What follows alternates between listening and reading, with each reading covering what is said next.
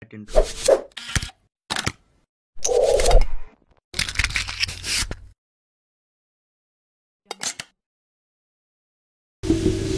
teman-teman, selamat bertemu dalam acara Ngobrol Santai. Ya, hari ini kita akan berbincang-bincang dengan salah satu teman kita. Ya, pasti wajahnya sudah tidak asing buat teman-teman semua. Ya, dia adalah salah satu anggota PPGT Jemaat Ebenezer Balikpapan yang saat ini juga sebagai pengurus PPGT di bidang pengajaran spiritualitas dan juga adalah mantan ketua PPGT Jemaat Ebenezer, Kak Joyce. Selamat datang Kak Joyce. Ya, selamat datang. Ya, senang sekali melihat Kak Joyce tetap sehat. Meskipun beberapa bulan ini sedang rutin melakukan kemoterapi.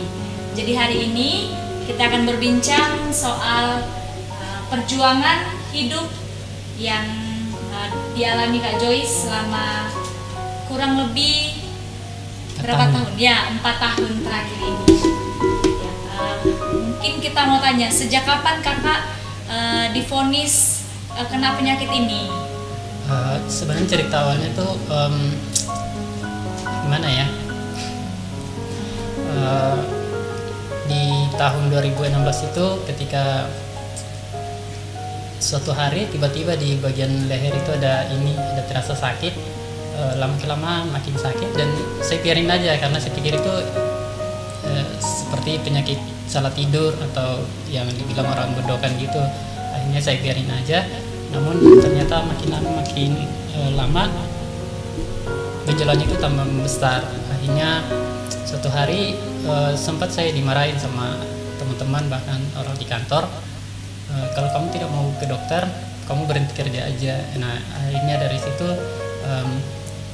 saya ambil keputusan untuk coba-coba ke dokter. Sebenarnya sih awalnya kenapa saya tidak mau ke dokter karena saya takut jangan sampai penyakit saya itu gimana gitu dari diagnosa dokter. Akhirnya saya tidak mau ke dokter, tapi karena desakan dari teman-teman dan dari pekerjaan juga akhirnya saya ke dokter. Dan ada beberapa dokter yang saya lewati waktu itu, mulai dari dokter penyakit dalam.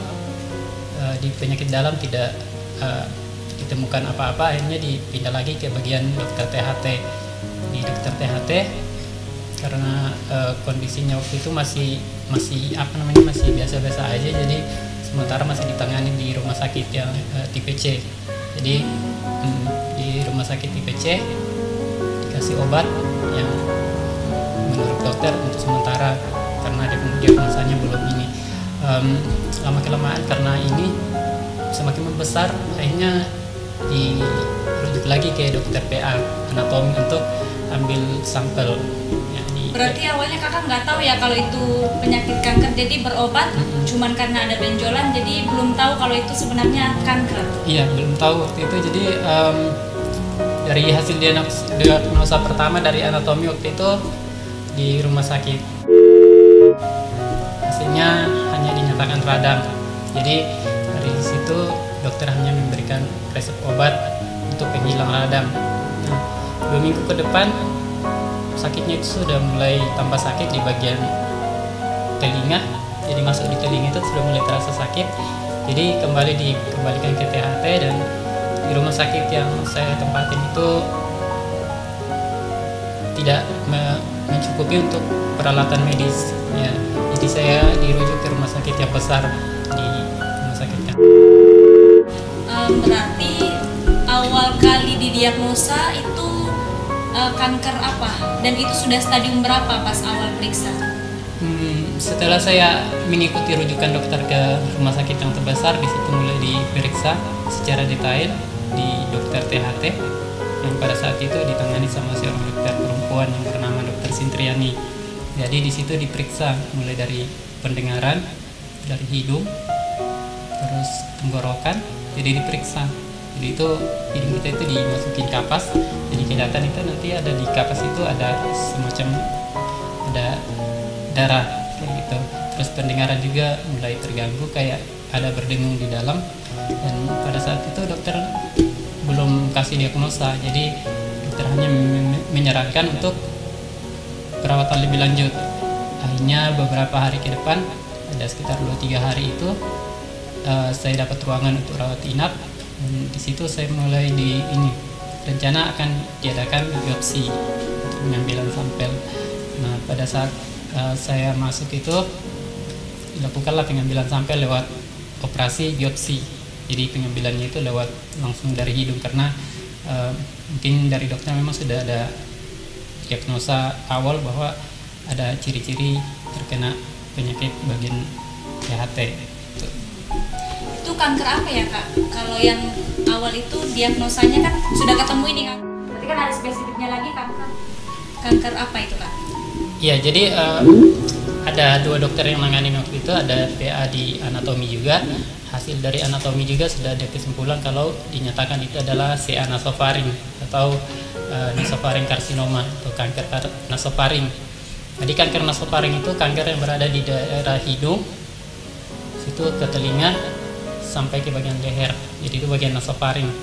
Jadi namanya kanker nasofaring. Nah, dari hasil anatomi itu dokter THT mengambil kesimpulan untuk mengadakan biopsi. Nah, dari hasil biopsi itu keluar hasil yang akurat bahwa ternyata memang positif terkena kanker nasofaring. Itu stadium berapa waktu itu Pak? Dari dokter waktu itu setelah habis biopsi dan sempat waktu itu biopsinya ada sekitar 1 jaman gitu,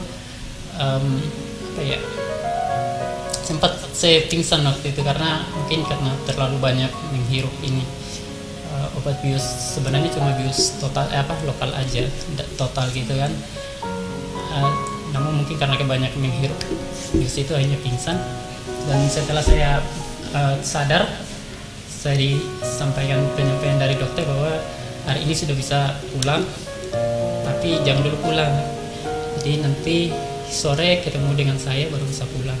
Nah, saya merasa senang sekali waktu itu karena saya pikir sudah selesai, mungkin sudah tidak ada apa-apa. Nah, ketika sore hari dokter datang menemui saya, baru dikasih tahu hasil diagnosa yang sebenarnya. Nah, awalnya sih sebenarnya ketika dokter memberikan diagnosa bahwa saya terkena kanker, saya sedikit agak shock sedikit sih, tidak terlalu kaget karena memang saya secara naluri saya merasa ada sesuatu penyakit yang lain dari dalam tubuh saya, jadi saya tidak merasa shock gitu. Nah, akhirnya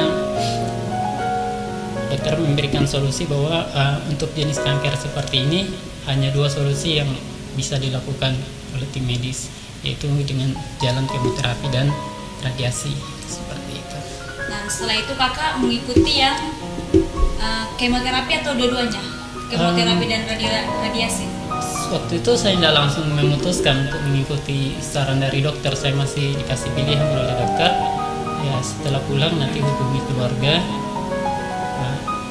dan putuskan apakah mau mengikuti kemoterapi atau seperti apa, karena solusi satu-satunya adalah lewat jalan kemoterapi dan radiasi.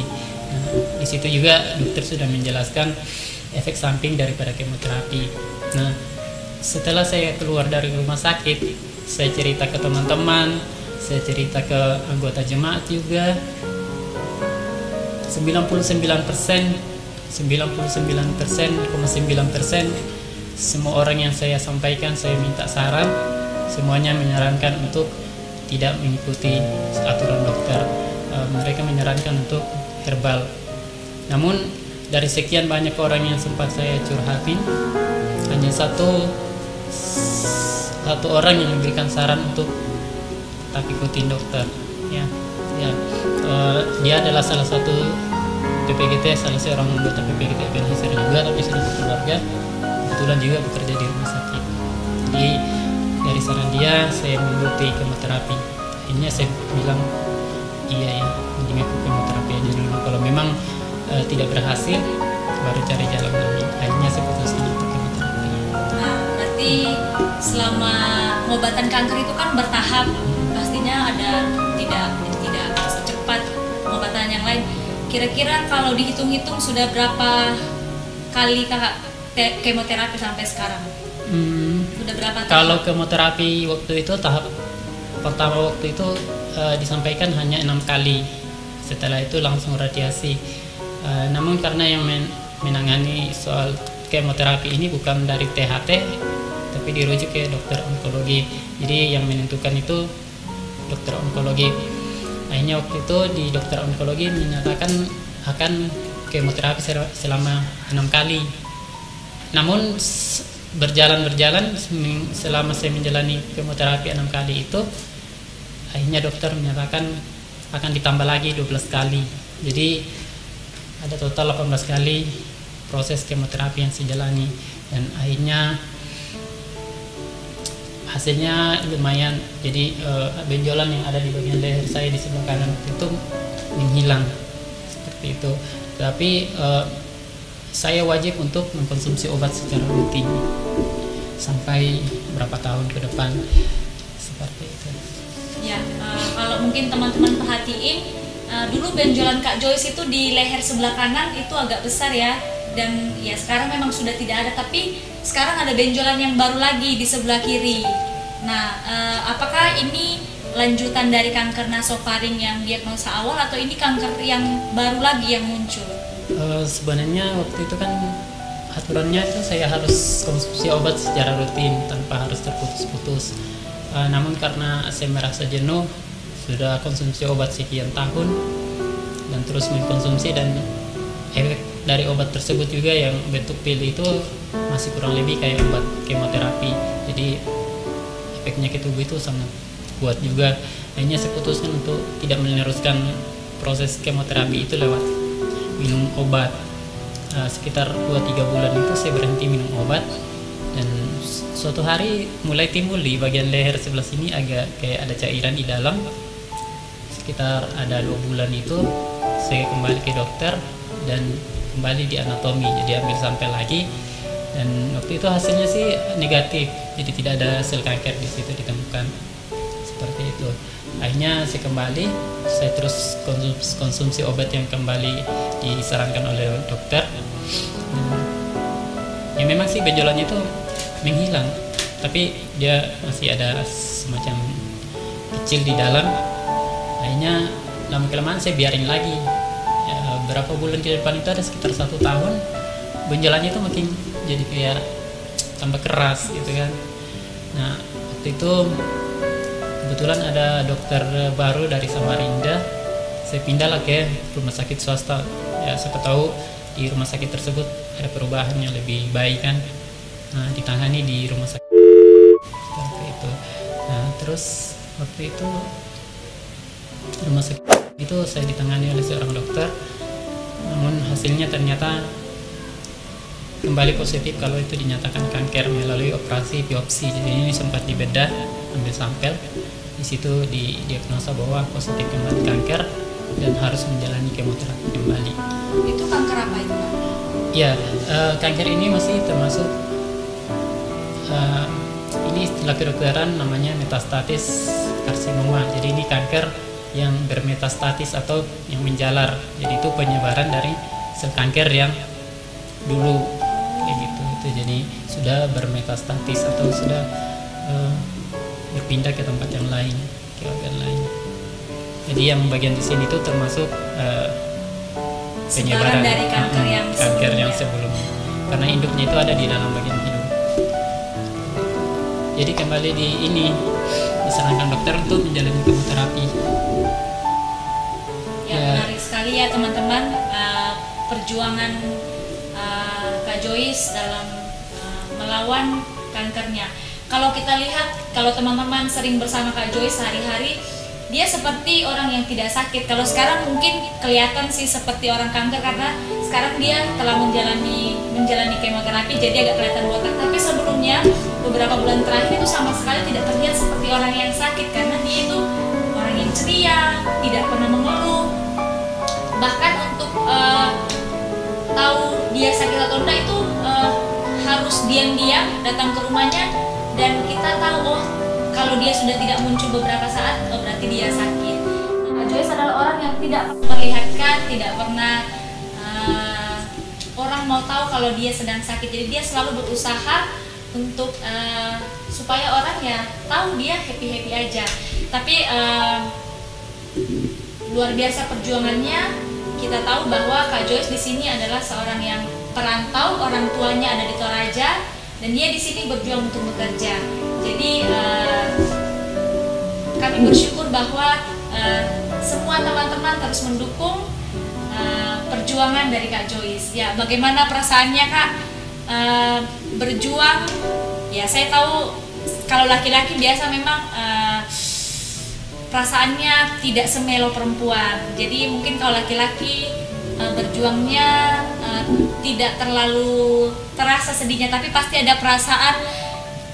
Ya, mungkin pernah nggak sih kakak merasa menyerah, kok Tuhan kasih cobaan begitu besar ya? Gimana kak? Sebenarnya sih soal penyesalan, soal kan selama kurang lebih, mungkin saya cerita dulu dari awal waktu saya pertama kali di Balikpapan itu ceritanya seperti apa. Jadi pertama kali saya ke Balikpapan itu tidak ada rencana sama sekali. Waktu itu ada niat saya untuk ke Berau. Ya, jadi kapal yang saya tumpangi saat itu transit di Balikpapan. Entah kenapa tiba-tiba saya ingin melihat kota Balikpapan. Akhirnya waktu itu saya turun tanpa melanjutkan perjalanan lagi. Jadi waktu itu tanpa tahu Balikpapan itu seperti apa, siapa yang bisa membantu saya di Balikpapan. Namun entah kenapa dalam hati saya itu seolah-olah ada yang menarik saya untuk ke Balikpapan. Dan akhirnya kurang lebih ada 1 bulan itu saya sempat tinggal sama nenek.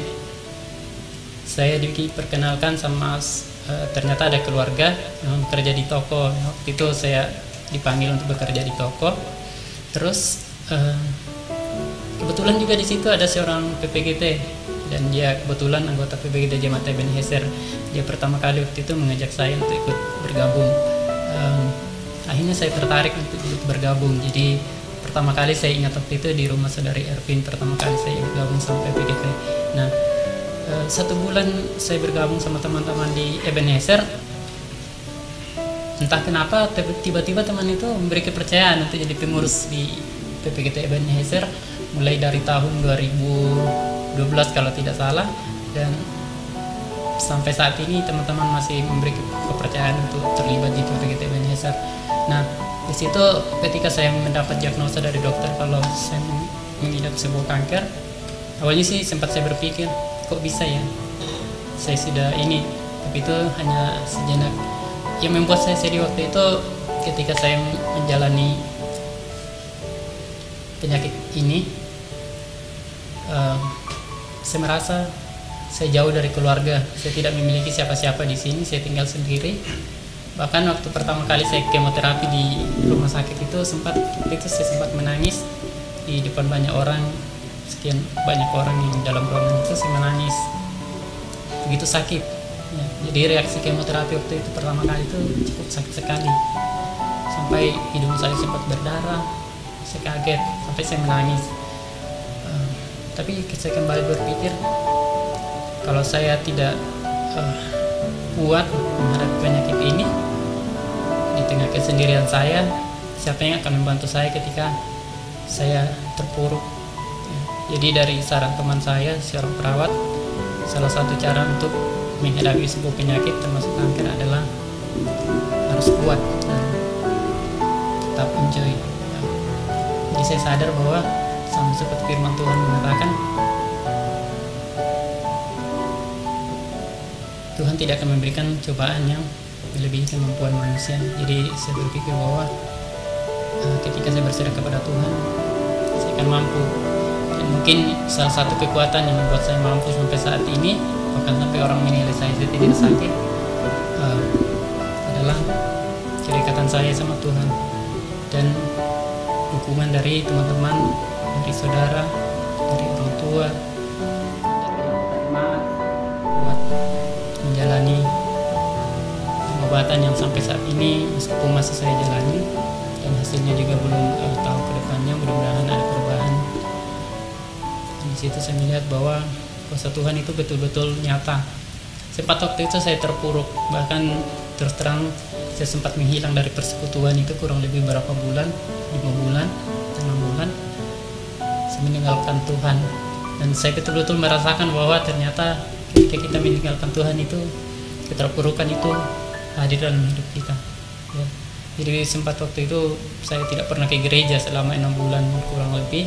Saya tidak pernah ada komunikasi dengan teman-teman di pengurus, tidak pernah lagi ke gereja. Dan saya merasa ada sesuatu yang hilang. Dan puji Tuhan ada rencana Tuhan dalam hidup saya. Akhirnya waktu itu ada beberapa teman yang tiba-tiba mengunjungi saya. Mereka kembali merangkul saya. Akhirnya saya kembali terpanggil. Dan di situ saya merasakan bahwa ketika kita dekat dengan Tuhan itu memang kuasa Tuhan itu selalu nyata, dan ketika kita mengandalkan Tuhan itu ya mujizat Tuhan itu pasti terjadi. Saya merasakan begitu banyak mujizat Tuhan selama saya kurang lebih di tempat ini menjalani pengobatan. Bukan hanya dukungan doa dari teman-teman, bahkan banyak sekali bantuan yang saya alami dari teman-teman, dari doa, dukungan doa, support lewat doa, bahkan lewat materi pun. Itu sebuah sukacita besar yang saya alami ketika saya jauh dari keluarga. Ternyata di sekitar saya banyak sekali orang yang peduli, bahkan sampai teman-teman rela mengorbankan materi mereka untuk mendukung saya dalam menjalani pengobatan. Dan saya merasakan bahwa ternyata Tuhan itu tidak pernah meninggalkan, meskipun kita jalan sendiri. Ketika kita terus bersabar, Tuhan itu selalu ada berkat yang Tuhan nyatakan. Jadi itu yang menjadi kebanggaan saya, meskipun saya tidak mungkin dibilang hidup sendiri, tapi saya tidak pernah merasakan kesendirian karena ada selalu Tuhan yang menolong dan ada teman-teman yang selalu memberi motivasi.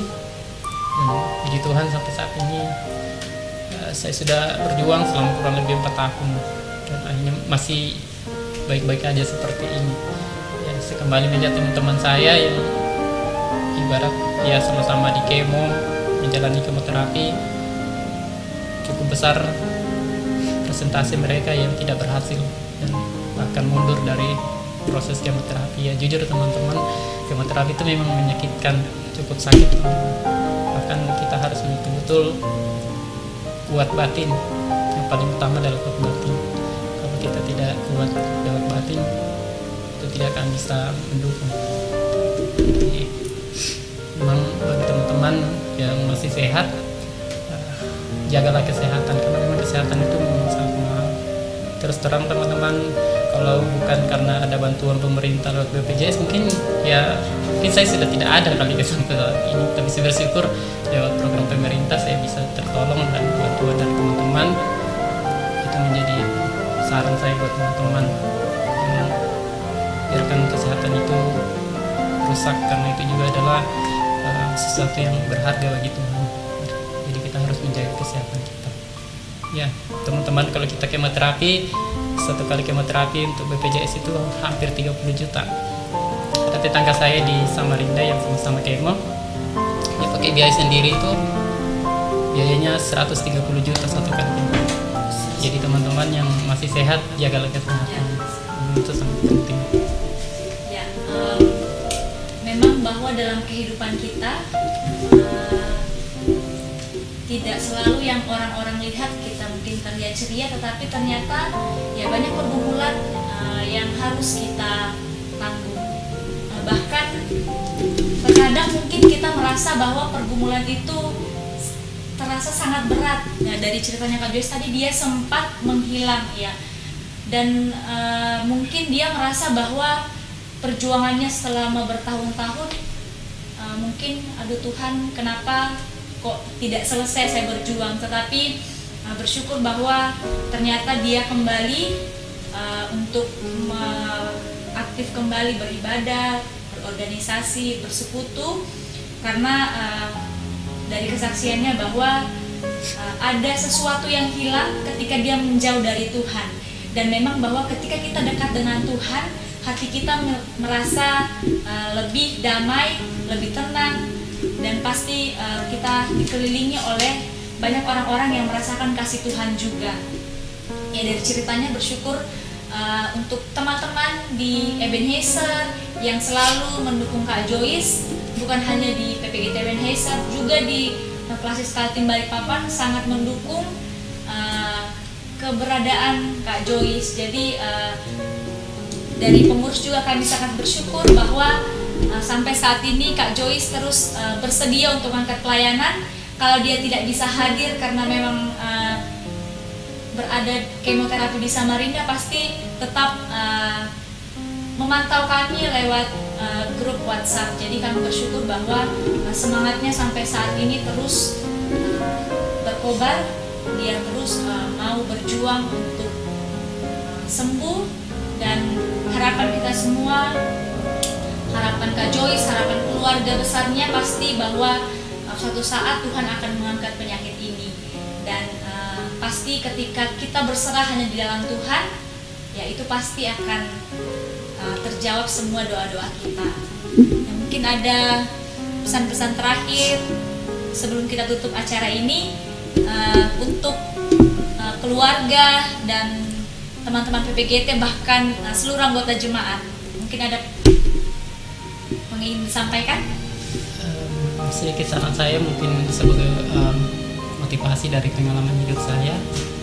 Seperti saya katakan bahwa kesehatan itu sangat berharga dan sangat mahal, dan itu juga adalah kasih karunia Tuhan yang harus kita tetap jaga. Karena itu jaga kesehatan, gunakan masa muda teman-teman dengan lebih baik, lakukanlah hal yang terbaik supaya hidup teman-teman lebih berharga bagi keluarga, amat terlebih bagi Tuhan. Dan gunakanlah masa muda teman-teman dengan lebih baik, karena kesempatan yang baik itu tidak akan terulang dua kali. Semoga teman-teman lewat pengalaman hidup saya, meskipun saya merasakan tapi mungkin teman-teman tidak ini, tapi dari teman-teman melihat dari sisi positifnya. Lakukanlah terbaik, karena Tuhan selalu memberi kesempatan kepada setiap anak-anak Tuhan yang mau memberi diri dengan sepenuhnya. Mungkin ini seperti itu. Ya, menarik sekali obrolan kita hari ini, menjadi sebuah inspirasi buat kita semua, baik yang muda, tua, karena penyakit itu tidak kenal usia. Jadi siapapun yang menonton siaran ini, mari kita bersama-sama menjaga kesehatan kita, karena kesehatan itu sangat mahal. Dan mari kita terus dalam kehidupan kita mengandalkan Tuhan. Tadi satu ayat pegangan Kak Joyce yang sering yang menjadi motivasi dia, sering dia sampaikan adalah hati yang gembira adalah obat. Dan juga Tuhan tidak akan memberikan cobaan melebihi dari kemampuan kita. Jadi percayalah bahwa bagaimanapun kita, dimanapun kita, dan seperti apapun kita, Tuhan akan selalu bersama-sama dengan kita. Kami akan tutup acara ini. Kiranya ngobrol santai ini menjadi inspirasi untuk saudara yang menonton di rumah. Salam sehat.